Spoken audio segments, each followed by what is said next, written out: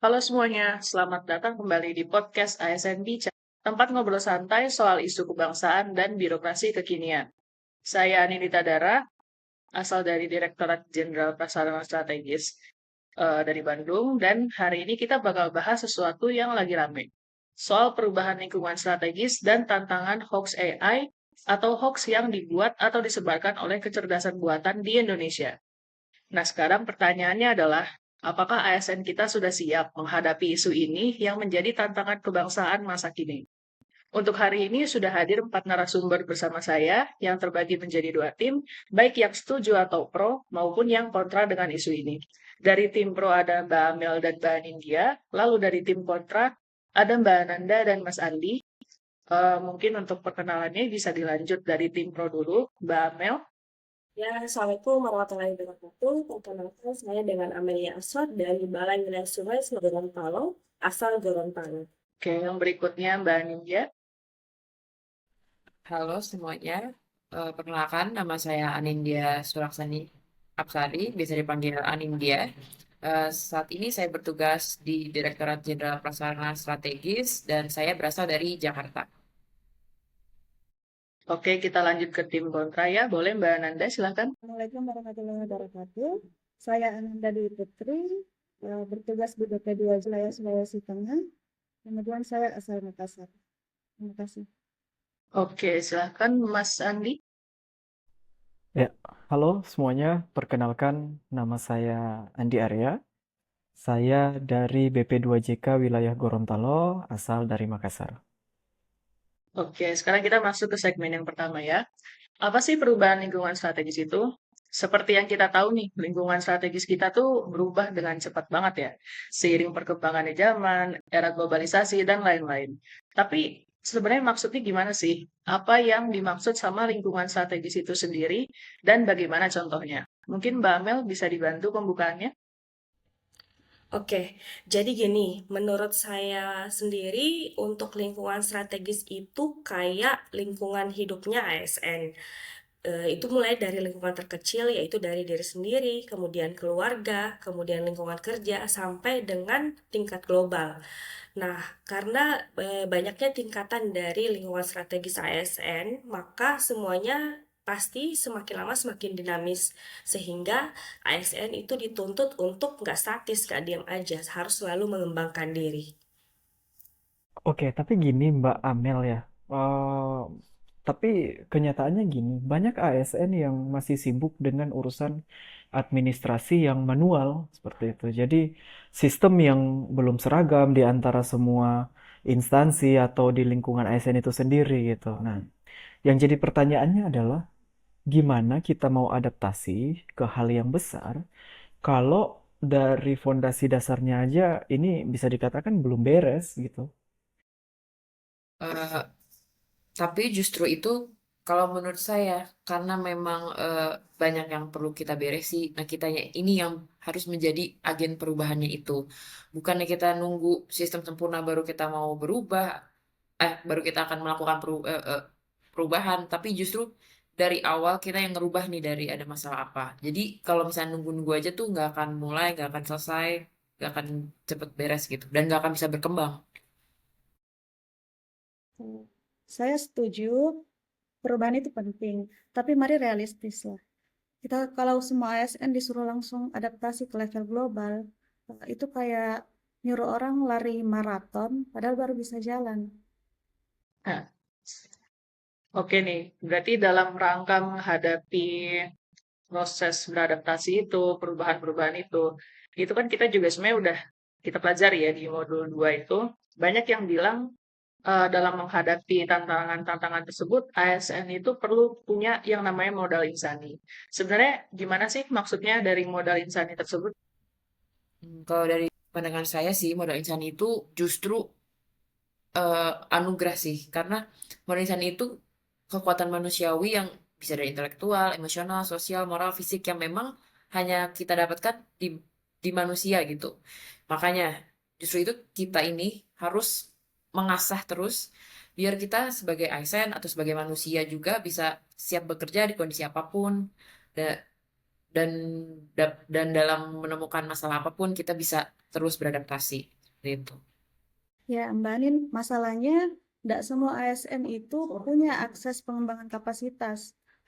Banyak pelatihan itu cuma formalitas. Kalau penguatan mental dan moral tidak diseriusi, ASN juga tidak mendapat manfaat dan kesempatan untuk berkembang. Jadi ini percuma saja pada akhirnya.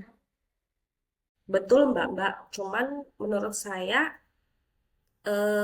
komitmen itu harus dari dalam diri kita sendiri sih. Nggak bisa harus kita nunggu-nunggu disuruh dulu.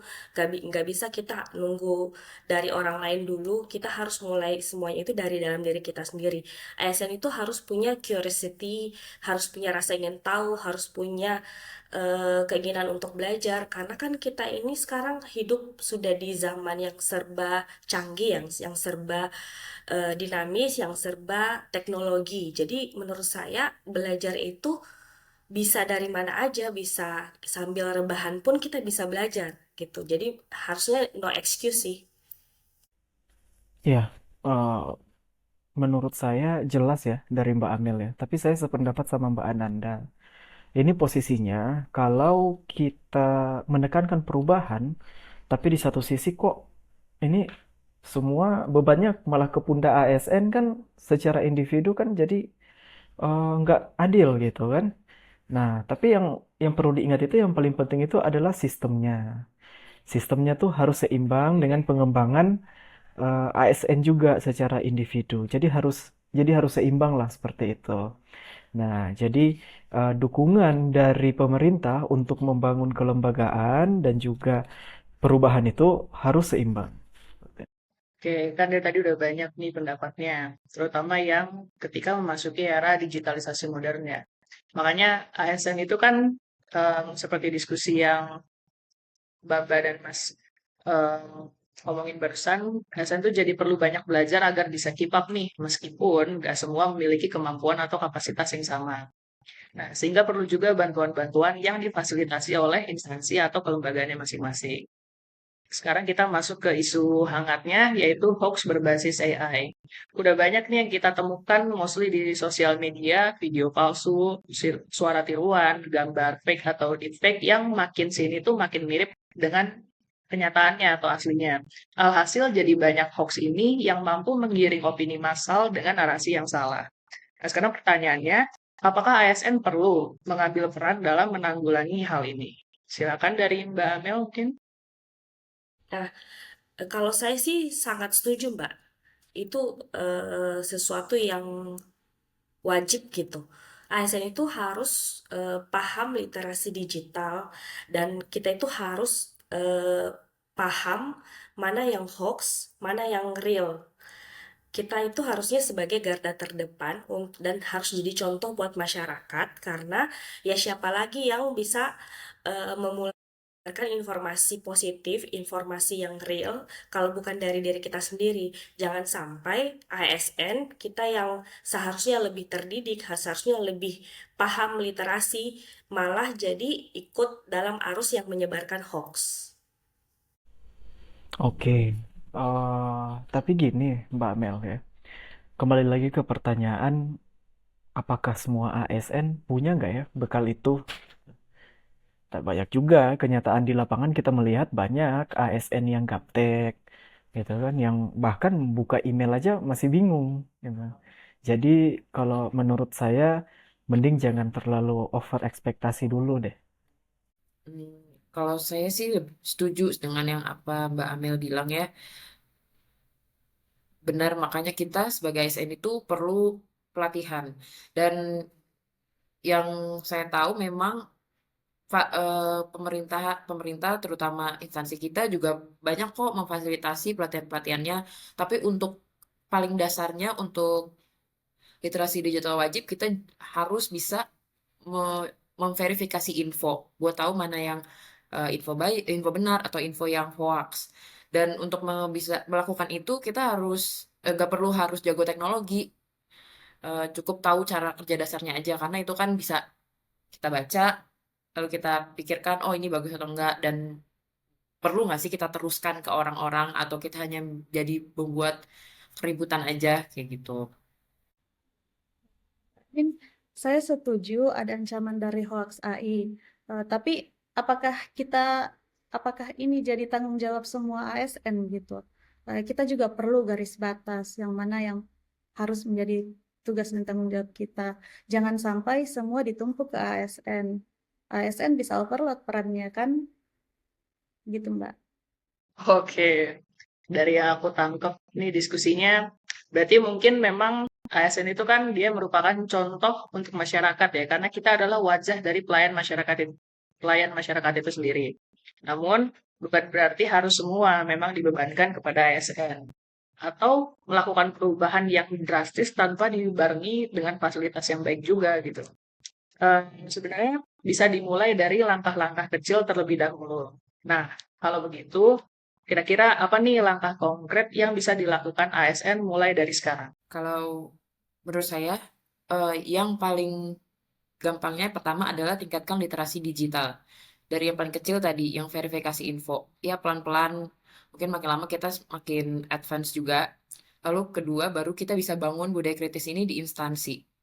Lalu yang ketiga, kita ASN harus jadi role model komunikasi yang etis. Jadi lebih luas lagi, nggak cuma di instansi, tapi ke masyarakat luas. Jadi kan kita mungkin dapat pelatihan, nah kita bisa ngajarin keluarga kita dan memberikan pemahaman lah mengenai eh, bagaimana cara memverifikasi info biar nggak ketangkap hoax. Dan juga kita juga harus jadi role model bagi masyarakat.